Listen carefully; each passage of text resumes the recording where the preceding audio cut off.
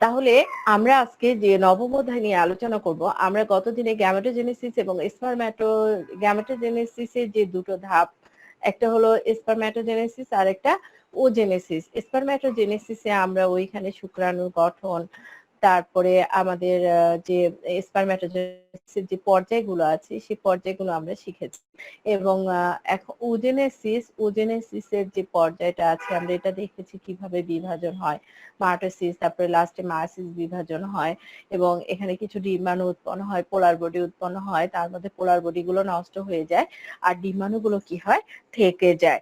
তো আমরা আজকে এই যে আমাদের যে ওজেনেসিস আছে, এই ওজেনেসিসে দেখো তোমাদের ডিম্বাণুর গঠনটা আমি পড়াইনি, আসলে ডিম্বাণুর গঠনটা তোমরা নিজে করে নিবা। এখন আমি যেটা পড়াবো সেটা হলো গ্যামেটোজেনেসিস যে তাৎপর্য। গ্যামেটোজেনেসিসের যে তাৎপর্য, আমি ওজেনেসিসে মানুষের ডিম্বাণুর গঠনের শুধু যে তিনটা অংশ আছে, তাহলে আমি শুধু এই তিনটা অংশের নাম তোমাদেরকে পড়াচ্ছি। যে মানুষের ডিম্বাণুর গঠন, অবশ্যই ডিম্বাণু হয় কাদের? হ্যাঁ, কাদের? পুরুষের না স্ত্রীর? কাদের বলো? স্ত্রীদের ক্ষেত্রে। তাহলে আমরা স্ত্রীদের ক্ষেত্রে যে ডিম্বাণুর, আমরা এই ডিম্বাণুটা আমরা জানি যে স্ত্রীদের ক্ষেত্রে হয় হলো ডিম্বাণু, এবং স্ত্রী জননকোষ এটা পাওয়া যায়। এবং এই যে ডিম্বাণু আছে, এই ডিম্বাণুকে ডিম্বাণুটা যখন ম্যাচিউর হয়, মানে পরিপক্ক হয়, এই ডিম্বাণুটা যখন পরিপক্ক হয় তখন তাকে তিনটা অংশে ভাগ করা যায়। তাহলে আমরা মানুষের ডিম্বাণুর গঠনে আমরা দেখব যে ডিম্বাণুটা যখন পরিপক্ক হয় তখন সেটাকে কয়টা ভাগে ভাগ করা যায়? তিনটা অংশে ভাগ করা যায়। সেই তিনটা অংশ কি কি? এক নাম্বার হলো ডিম্বাণু ঝিল্লি। বোর্ড দেখা যাচ্ছে? তোমরা বোর্ড দেখতে পাচ্ছ? হ্যাঁ, আজকে আমাদের এদিকে নেটের খুব প্রবলেম হচ্ছে সকাল থেকে। আমি কলেজের কিছু কাজ করব, আমি ওপেনই করতে পারিনি। হ্যাঁ, আমাদের একটা সার্চ মডিউল আছে গুগলে, আমি ওপেনই করতে পারছি না, মানে এত প্রবলেম হচ্ছে কেন জানি। সাইটোপ্লাজম একটা হলো ডিম্বাণু ঝিল্লি। তাহলে আমরা পরিণত যে আমাদের আমরা ডিম্বাণু, পরিণত যে আমরা ডিম্বাণু দেখি, এই পরিণত ডিম্বাণুর ক্ষেত্রে তিনটা অংশ দেখা যায়, একটা ডিম্বাণু ঝিল্লি, সাইটোপ্লাজম, আর একটা হলো নিউক্লিয়াস।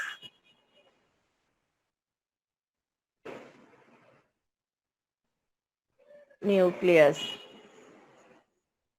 তাহলে ডিম্বাণু ঝিল্লি, সাইটোপ্লাজম, আরেকটা নিউক্লিয়াস। এখন আমরা এই যে তিনটা অংশ আমরা জানলাম, আমরা মোটামুটি এই তিনটা অংশ আমরা একটু পড়ে নিব। এবং আমরা যেটা আসলে আমরা ডিম্বাণু ঝিল্লি, নিউক্লিয়াস, আর একটা হলো সাইটোপ্লাজম। ঝিল্লি মানে কি? পর্দা, এটা আমরা জানি কিভাবে এটা হয়। এবং সাইটোপ্লাজম যে আছে, এই সাইটোপ্লাজমের আরেকটা নাম আছে, এই সাইটোপ্লাজমের আরেকটা নাম হলো ওপ্লাজম। ও প্লাজম। সাইটোপ্লাজমের আরেকটা নাম ওপ্লাজম। এবং এই যে ওপ্লাজম, হ্যাঁ, ঝিল্লি মানে আবরণ বা পর্দা এরকম আর কি, ঠিক আছে? তো আমরা যে এই যে ওপ্লাজম, সাইটোপ্লাজমের আরেকটা নাম হলো ওপ্লাজম। আর এই ওপ্লাজম যে আছে, এই ওপ্লাজমে প্রচুর পরিমাণে আছে Golgi body, mitochondria, endoplasmic reticulum এবং কিছু গ্রানিউল থাকে এখানে। আর এই যে সাইটোপ্লাজমে, হ্যাঁ, কুসুমগুলো, এই কুসুম সমানভাবে ছড়ানো থাকে। এই জন্য মানুষের যে ডিম্বাণু আছে সেখানে সেই ডিম্বাণুটার নাম হলো মাইক্রোলেসিথাল ডিম্বাণু। তাহলে মানুষের এই যে যে ডিম্বাণু আছে, এই ডিম্বাণুটার নাম কি? মাইক্রোলেসিথিয়াল ডিম্বাণু। এটা এমসিকিউ কোশ্চেন আসে, এই জন্য আমি হাইলাইট করলাম যে মানুষের ডিম্বাণুকে কি বলা হয়? মাইক্রোলেসিথাল। মানুষের ডিম্বাণুর নাম কি? এটা কিন্তু অন্য প্রাণী না, মানুষের ডিম্বাণুর নাম হলো অবশ্যই কিন্তু মানুষ। Micro micro লেসিথাল। লেসিথাল, এটা হলো মানুষের ডিম্বাণু। অবশ্যই কিন্তু কি মানুষ, মানুষ লিখতে হবে। হ্যাঁ, তাহলে অবশ্যই কার ডিম্বাণু? মানুষের ডিম্বাণু। তাহলে মানুষের ডিম্বাণুর নাম মাইক্রোলেসিথাল। তাহলে আমরা এই যে মানুষের যে ডিম্বাণুর গঠন আছে, এই ডিম্বাণুর গঠনে আমরা কয়টা অংশ দেখলাম? তিনটা অংশ দেখলাম। কি কি? ডিম্বাণু ঝিল্লি, সাইটোপ্লাজম, নিউক্লিয়াস। তাহলে আমরা এই যে সাইটোপ্লাজম যে আছে, ডিম্বাণু ঝিল্লিটা নিজেরা পড়ে নিবা। সাইটোপ্লাজমটা আমি একটু পড়িয়ে দিলাম যে সাইটোপ্লাজমের আরেকটা নাম হলো ওপ্লাজম, এবং এতে প্রচুর পরিমাণে mitochondria, Golgi body, endoplasmic reticulum এবং গ্রানুলস দেখা যায়। এবং এই যে এই ডিম্বাণুতে কুসুমের পরিমাণ কেমন থাকে? মানুষের ডিম্বাণুতে কুসুমের পরিমাণ খুবই সামান্য থাকে, আর যেটুকুই থাকে সেই কুসুমগুলো সাইটোপ্লাজমে একদম সমানভাবে ছড়িয়ে থাকে। এম, তাই মানুষের ডিম্বাণুকে বলা হচ্ছে মাইক্রোলেসিথিয়াল ডিম্বাণু। এরপর নিউক্লিয়াস। এই যে নিউক্লিয়াসটা, এটা হলো নিউক্লিয়াসটা খুবই বড় থাকে এবং এটা কেন্দ্র থেকে একটু সরে গিয়ে অবস্থান করে। যখন নিষেক সংগঠিত হয় তখন নিউক্লিয়াসটা কেন্দ্রে আসে, এবং নিউক্লিয়াসে প্রচুর পরিমাণে আরএনএ এবং কয়টা ক্রোমোজোম থাকে? 23টা ক্রোমোজোম থাকে। তাহলে আমরা মানুষের যে ডিম্বাণুর কথা বললাম, আমরা ডিম্বাণুর গঠনের 3টা অংশ দেখলাম। একটা ডিম্বাণু ঝিল্লি, সাইটোপ্লাজম, নিউক্লিয়াস। ডিম্বাণু ঝিল্লি বা পর্দাটা নিজেরা পড়ে নিবা। আর আমরা যে এই যে সাইটোপ্লাজম যে বললাম, এই সাইটোপ্লাজমের আরেকটা নাম ওপ্লাজম, এবং এতে প্রচুর পরিমাণে mitochondria, Golgi body, endoplasmic reticulum, তারপরে হলো কিছু গ্রানিউলও থাকে। তবে কুসুমের পরিমাণ থাকে খুবই সামান্য, আর যেটুকুই থাকে সেটা সাইটোপ্লাজমে সমানভাবে ছড়িয়ে থাকে। এই জন্য এই ডিম্বাণুকে বলা হচ্ছে, মানুষের ডিম্বাণুকে বলা হয় মাইক্রোলেসিথিয়াল। আর এই যে আমরা ডিম্বাণু, আমরা সাইটোপ্লাজমের পরে আমরা দেখলাম কি আছে? নিউক্লিয়াস। আমরা যে 3টা অংশ বলেছি, নিউক্লিয়াসটা কেমন? নিউক্লিয়াসটা হবে বড় এবং এটা কোথায় থাকবে? কেন্দ্র থেকে একটু সরে থাকবে। যখন নিষেক হবে তখন এই নিউক্লিয়াসটা কেন্দ্রে চলে আসবে, এবং এই যে নিউক্লিয়াস আমরা দেখলাম, এই নিউক্লিয়াসে থাকবে হলো আরএনএ এবং 23টি ক্রোমোজোম। তাহলে আমরা মোটামুটি মানুষের যে ডিম্বাণুর গঠন বুঝেছি। হ্যাঁ, ক্লিয়ার? জি ম্যাম। আচ্ছা, আর এরপর আমরা এখন জানবো গ্যামেটোজেনেসিসের তাৎপর্য। আসলে তাৎপর্য আমরা জেনেই এসেছি যে এর প্রধান কাজই হলো তারা কি করে? যে জননে অংশগ্রহণ করে। অবশ্যই আমাদের মানুষের ক্ষেত্রে কি হয়? যৌন জনন। এবং জননে অংশগ্রহণকারী যে জীবগুলো আছে, এগুলো সবই গ্যামেটোজেনেসিসের মাধ্যমে তাদের কি হয়? তাদের যে জেনেটিক ভারসাম্য বা তারা অন্য জীব কি করে? অপত্য জীব সৃষ্টি করে, তার মতো জীব সৃষ্টি করে। এবং সৃষ্টি করে তারা কি করে? ক্রোমোজোমের সংখ্যা অবশ্যই অপরিবর্তিত রাখে। এবং আমরা দেখেছি যে গ্যামেটোজেনেসিসে যখন মিয়োসিস বিভাজন সংগঠিত হয় এবং মেসিস বিভাজন সংগঠিত হওয়ার সময়, তখন ক্রসিং ওভারের মাধ্যমে তাদের যে জেনেটিক গঠন বিশিষ্ট কি হয়? জনন কোষ উৎপন্ন হয়, এবং তার জীবজগতের কি করে? প্রকরণের উদ্ভব ঘটে। এবং ওজেনেসিসের মাধ্যমে আমরা দেখেছি যে একটা নিশ্চল ডিম্বাণু সৃষ্টি হয়। অন্যদিকে স্পারম্যাটোজেনেসিসে কি হয়? শুক্রাণু উৎপন্ন হয় সচল, এবং এটা নিষেক ঘটার সম্ভাবনাকে নিশ্চিত করে এবং প্রজাতির ধারা কি করে? অব্যাহত রাখে। এরপর ডিম্বাণুতে যে কুসুমটা সঞ্চিত থাকে সেটা নিষেক পরবর্তী ভ্রূণ যে বিকাশ, এটার জন্য প্রয়োজনীয় পুষ্টির যোগান দেয়। তাহলে আমরা মোটামুটি গ্যামেটোজেনেসিস শেষ করলাম। এখন আমরা জানবো নিষেক কি। আমরা নিষেক জানার আগে নিষেকের সংজ্ঞাটা তোমাদের বইয়ে ভালো দেওয়া নেই, তোমরা নিষেকের সংজ্ঞাটা সবাই লিখে নাও। হ্যাঁ, নিষেক কি এটা পরীক্ষায় আসে। হুম, তাহলে নিষেকের সংজ্ঞাটা আমি লিখে দিচ্ছি, সবাই লিখে নিবে।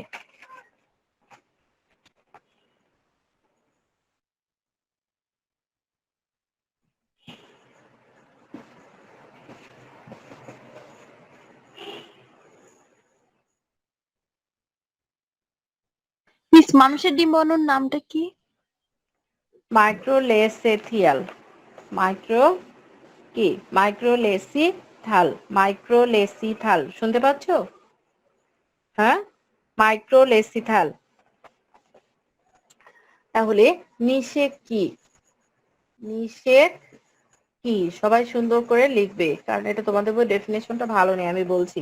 লেখো, যে প্রক্রিয়ায় শুক্রাণু এবং ডিম্বাণু মিলিত হয়ে, যে প্রক্রিয়ায় যে প্রক্রিয়ায় শুক্রাণু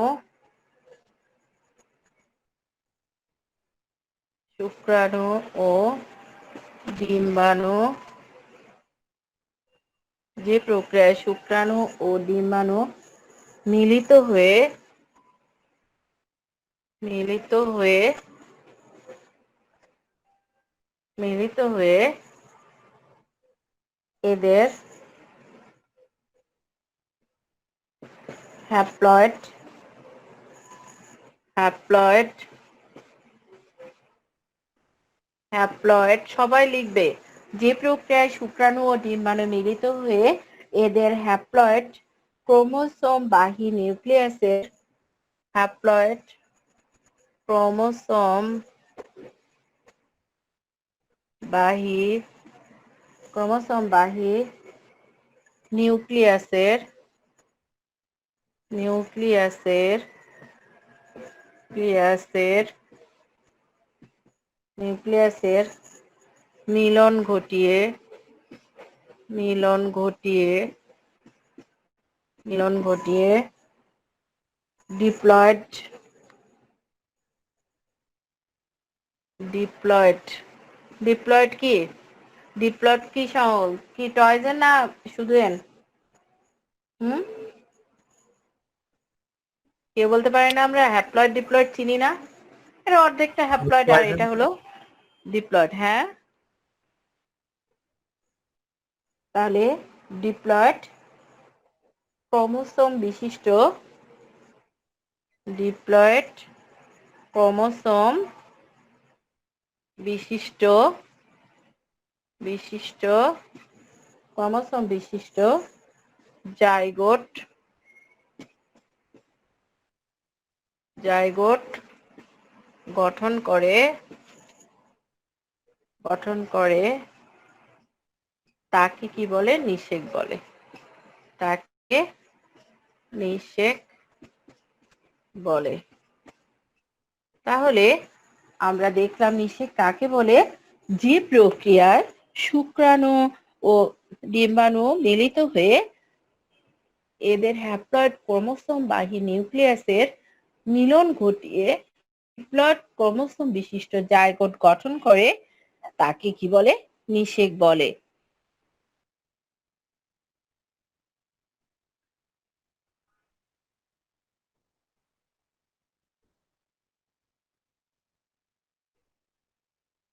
আর এই যে ডিম্বাণু এবং শুক্রাণু আমরা যে দেখলাম যে নিষিক্ত হচ্ছে নিষেক দ্বারা, এটা সাধারণত কিন্তু একবারই হয়, এটা কখনোই দুবার হয় না।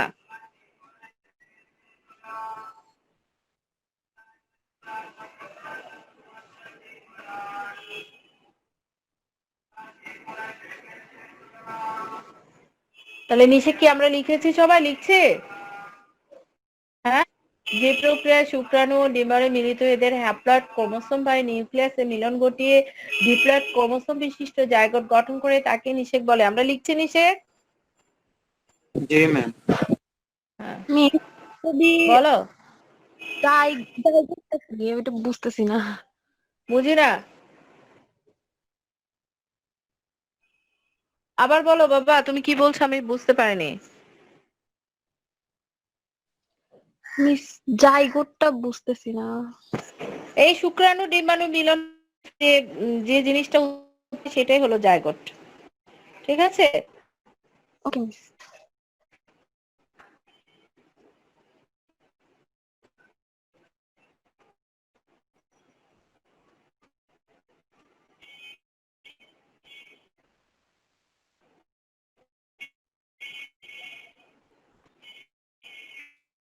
লেখা লিখেছ? জি লেখা হ্যাঁ, লেখা শেষ? লেখা জি তো আর সবাই লেখা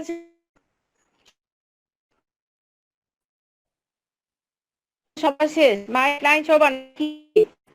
হ্যাঁ, শেষ। শেষ। ঠিক তো? রোববার জানছো? সাব্বির জয়েন করেছো? সাব্বির সাব্বির তো প্রতিদিন ক্লাস করে, আজকে কি হলো? আচ্ছা, এখন নিষেকের দেখো, এখানে নিষেকের প্রক্রিয়ার ধাপগুলো দেওয়া আছে। প্রক্রিয়ার ধাপগুলো নিজেরা একটু পড়ে নেবা কষ্ট করে।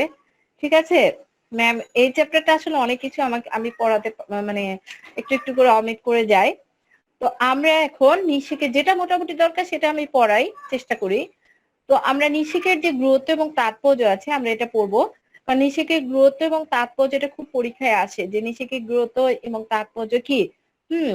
আর এই যে নিষেক যে প্রক্রিয়াটা এটা সাধারণত আমাদের যে পিতামাতার যে বৈশিষ্ট্য আছে বৈশিষ্ট্যকে কি করে সমন্বিত করে মানে একসঙ্গে করে। এবং আমরা দেখেছি যে নিষেকের ফলে কি হয় যখন আমাদের বাবা মার বৈশিষ্ট্য একসঙ্গে হচ্ছে তাহলে বাবা মার যে জিনগুলো আছে সেই জিনেরও কি ঘটছে অবশ্যই সমন্বয় ঘটছে তাই না।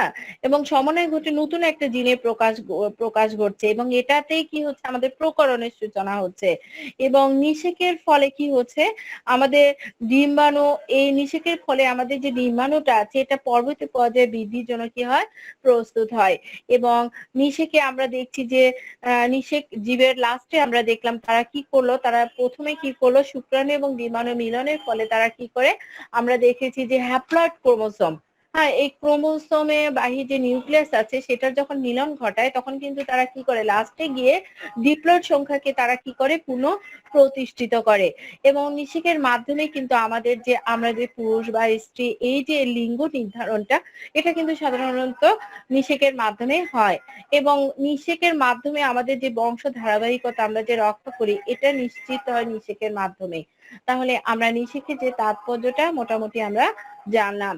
এখন হলো আমরা যেটা জানবো যে ইমপ্লান্টেশন কি। ইমপ্লান্টেশন কি বা গর্ভধারণ কি। আমরা শুধু এটুকু আমি পড়াবো যে ইমপ্লান্টেশন কি।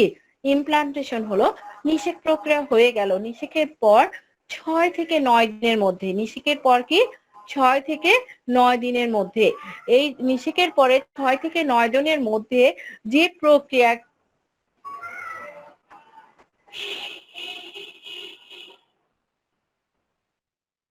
তাহলে আমরা দেখলাম যে নিষেক হয়ে গেল নিষেকের পর 6 থেকে 9 দিনের মধ্যে এই প্রক্রিয়া আমরা নিষেকের জায়গোট পেয়েছি শুক্রাণু এবং ডিম্বাণুর মিলনের ফলে আমরা নিষেক প্রক্রিয়া জায়গোট পেয়েছি।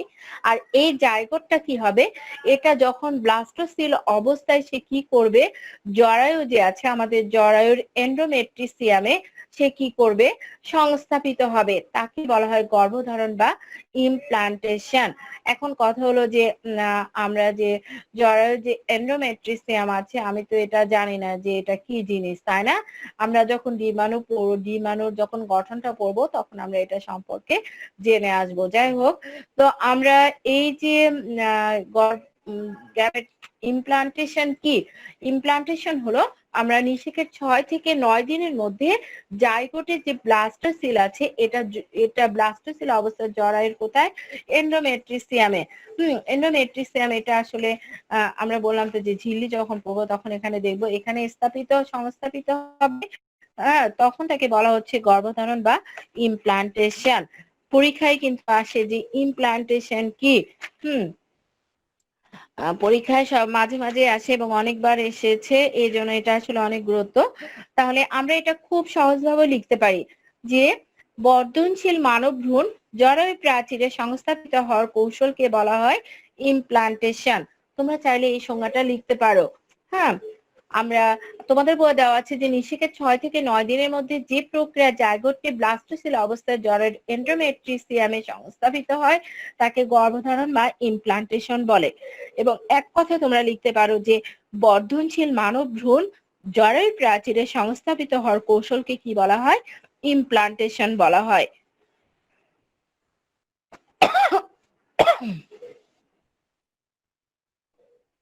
তাহলে আমরা ইমপ্লান্টেশন বুঝেছি। ইমপ্লান্টেশন কি আরেকবার বলেন। বর্ধনশীল মানব ভ্রূণ জরায়ুর প্রাচীরে সংস্থাপিত হওয়ার কৌশলকে ইমপ্লান্টেশন বলে। আমি লিখে দিচ্ছি বর্ধনশীল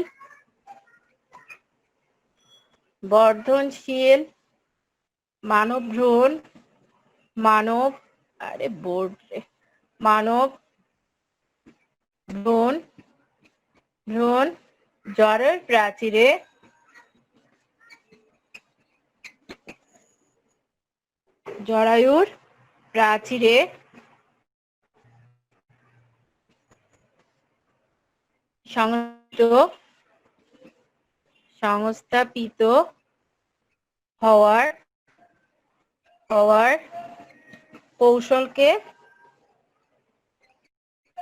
হওয়ার কৌশলকে ইমপ্লান্টেশন বলে। ইমপ্লান্টেশন বলে। তাহলে বর্ধনশীল মানবভ্রূণ জরায়ু প্রাচীরে সংস্থাপিত হওয়ার কৌশলকে কি বলা হয়? ইমপ্লান্টেশন বলে। হ্যাঁ, দেখা যাচ্ছে বোর্ডে, দেখতে পাচ্ছ তোমরা?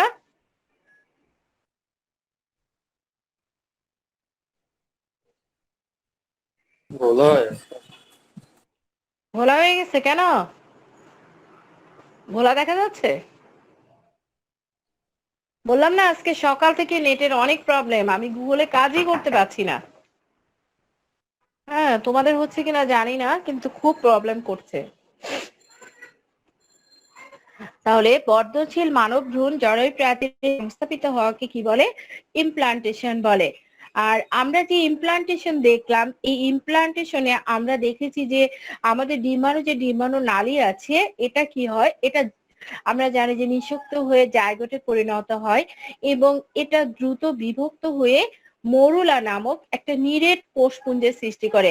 আমরা জানি যে যখন অনেকগুলো কোষ একসঙ্গে জড়ো হয়ে একটা মানে কোষপুঞ্জ, পুঞ্জ মানে কি বোঝো কি, একটা পর একটা যখন কোষ সাজিয়ে রাখছি বা একসঙ্গে থেকে তারা কি করছে, তখন এটা আসলে পুঞ্জ যখন হয় তখন কিন্তু আসলে এই জিনিসটা কি হয়, শক্ত হয়, তখন এটাকে বলা হচ্ছে মরুলা। এবং এই যে মরুলা যে আমরা বললাম, এই মরুলা তখন আমরা দেখবো যে মরুলা যখন সৃষ্টি করলো, কোষপুঞ্জে যখন সৃষ্টি করলো, তখন তাদের ভিতরে যে সিলিয়া আছে এটা আন্দোলিত হবে এবং সংকুচিত হয়ে নিম্নগামী হবে, নিচের দিকে যাবে। এবং যার ফলে কি হবে, এখানে জাইগোটের যে পর্যায়ক্রমিক মাট্রিসিস বিভাজন হবে, এই জাইগোটের যখন পর্যায়ক্রমিক মাট্রিসিস বিভাজন হবে তখন এটাকে বলা হবে ক্লিভেজ। এবং এই যে কোষপুঞ্জ যে আছে, এই ম্যাম, কোষপুঞ্জটা, হ্যাঁ বলো। ম্যাম আপনি একবার ক্যামেরাটা বন্ধ করে চালু করবেন? ক্যামেরাটা বন্ধ করে চালু করলে তো আবার ভিডিও অন করতে হবে, বলো।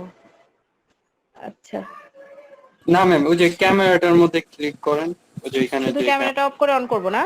এই যে ম্যাম, এখন ঠিক আছে।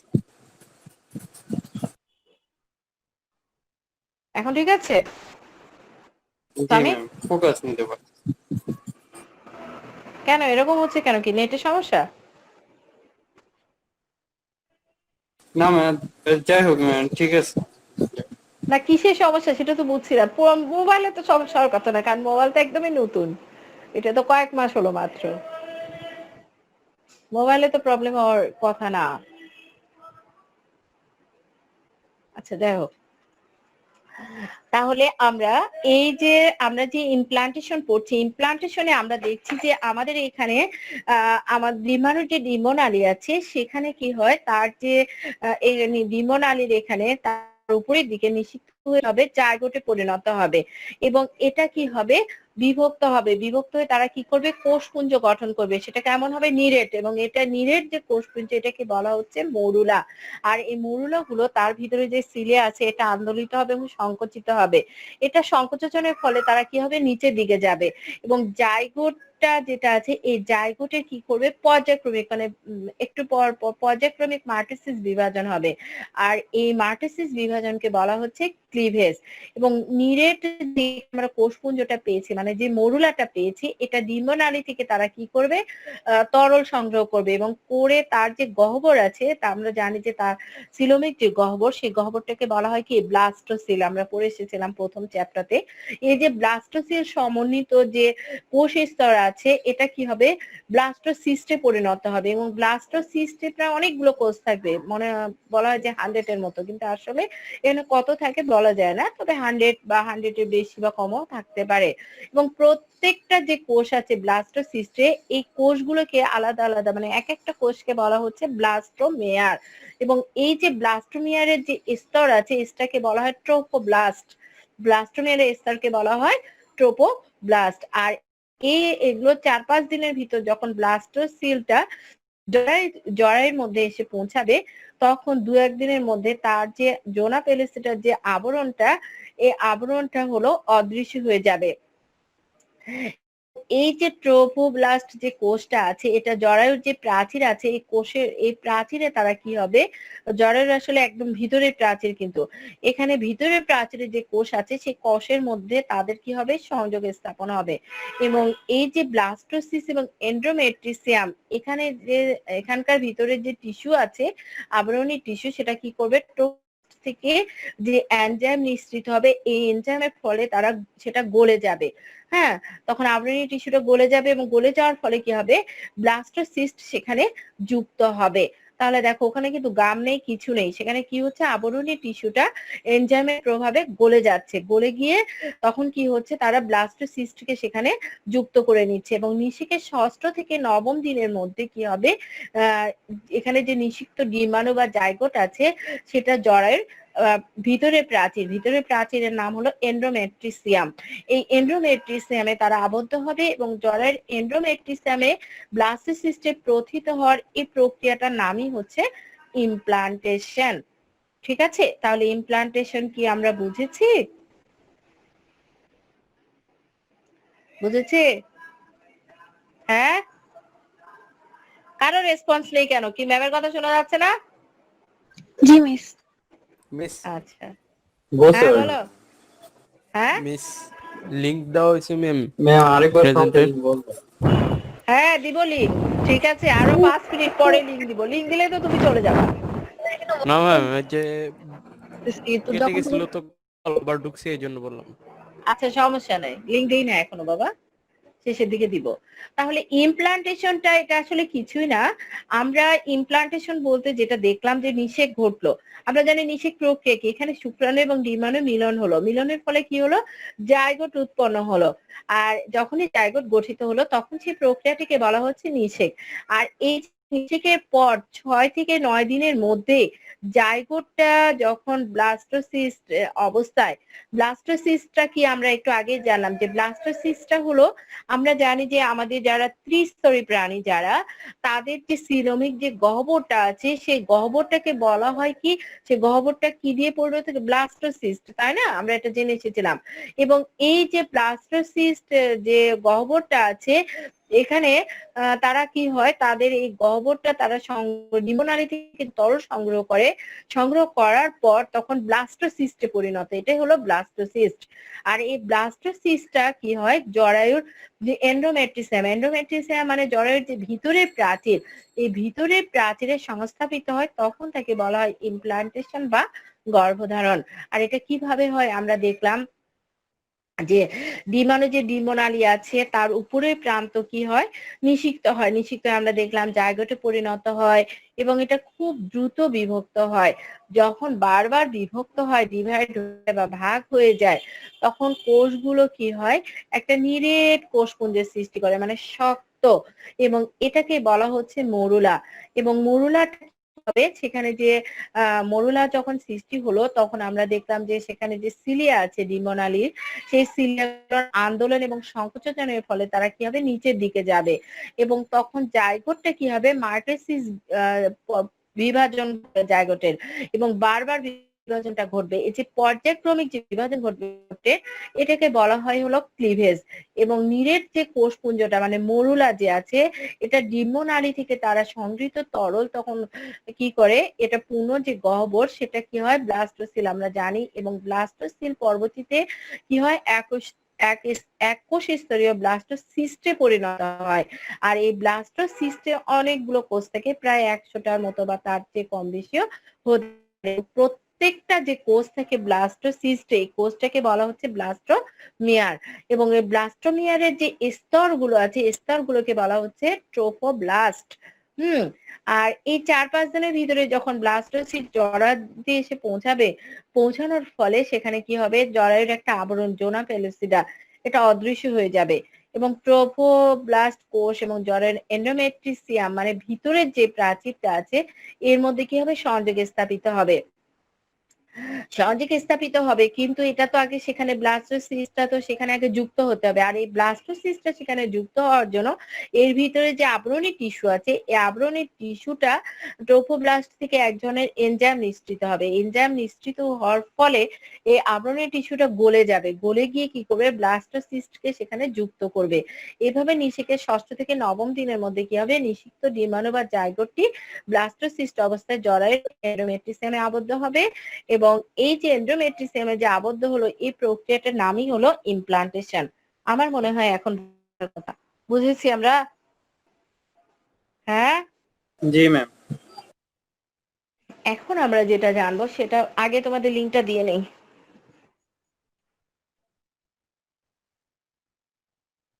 তোমাদের এই চ্যাপ্টারে প্রশ্ন জিজ্ঞেস করা হয় না, না?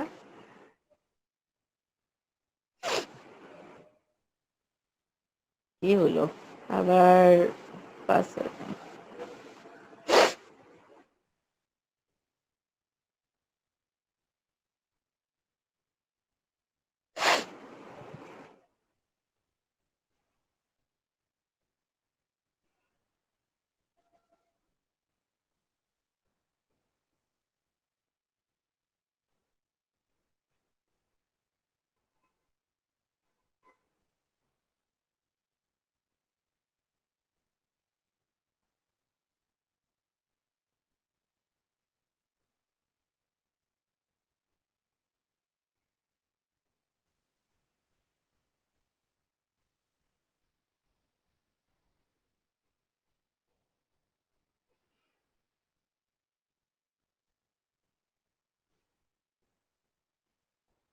এভাবে তোমাদের অ্যাটেন্ডেন্স লিঙ্ক দিয়ে দিয়েছি, তোমরা অ্যাটেন্ডেন্সটা দিয়ে দাও।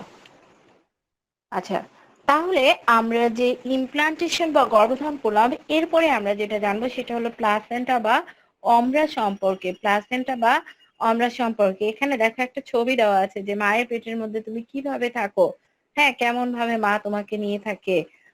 এই ছবিটা দিয়ে আমি কেন ছবিটা দেখতে বললাম, কারণ এই ছবিটা দিয়েই তোমাদের হলো আসে, উদ্দীপক আসে। এই জন্য এই ছবিটা খেয়াল রাখবে, কারণ এই ছবিটা দিয়ে অনেক উদ্দীপক আসে। তাহলে এই যে প্লাসেন্টা বা অমরা কি, এখানে বলা হচ্ছে যে ভ্রূণীয় এবং মাতৃ টিস্যুতে গঠিত যে চাকতির মতো গঠন, ফিটাস ও মাতৃদের বিভিন্ন পদার্থের বিনিময় নিয়ন্ত্রণ করে তাকে অমরা বা প্লাসেন্টা বলে। এখন কথা হলো যে ফিটাসই তো জানি না, আমি সেদিন বলেছিলাম, কে যেন বলেছিলাম ম্যাডাম ফিটাস কি, ভ্রূণটাই আসলে ফিটাস। আসলে ভ্রূণটা ফিটাস ঠিক আছে, কিন্তু এই ভ্রূণটা যখন মানুষের অবয়ব লাভ করে, মানে কিছুটা মানুষের আকৃতি লাভ করে যখন এই ভ্রূণটা, তখন তাকে বলা হয় ফিটাস। সেটা সাধারণত 8 সপ্তাহ পরে শুরু হয়। তাহলে এই যে 8 সপ্তাহ পরে ভ্রূণ যখন প্রায় মানুষের অবয়ব লাভ করে, তখন তাকে ফিটাস বলে।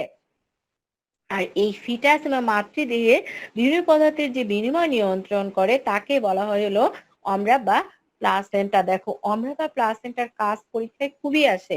আমরা কিন্তু সংজ্ঞা থেকে একটা কাজ সুন্দরভাবে লিখতে পারি, সেটা হলো যে ফিটাস এবং মাতৃদেহের মধ্যে বিভিন্ন পদার্থের বিনিময় নিয়ন্ত্রণ করে কে, অমরা। তাহলে আমরা কিন্তু এটা খুব সুন্দরভাবে লিখতে পারি এবং পরীক্ষায় অনেক খুব আসে যে অমরা কি বা